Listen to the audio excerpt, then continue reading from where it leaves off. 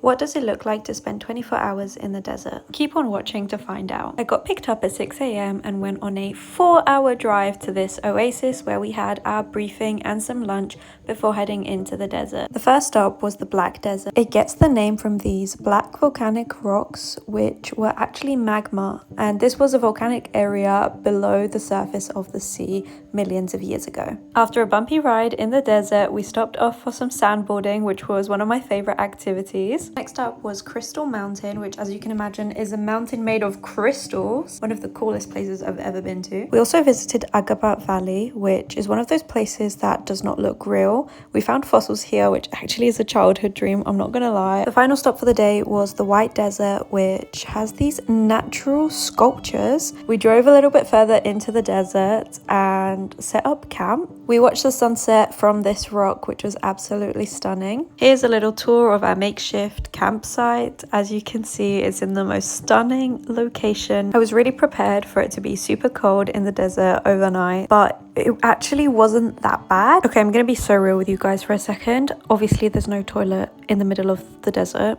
so had to go find a place to go pee. We had some dinner. The funny thing is that even in the desert, our guides were watching football somehow, very limited signal. And then we sat around the campfire for the evening. We stargazed for a while, had some tea, and warmed up while sharing stories and getting to know each other. Of course, we had to watch the sunrise, so we woke up early and watched the sunrise from the tent before having our breakfast and heading back to Cairo.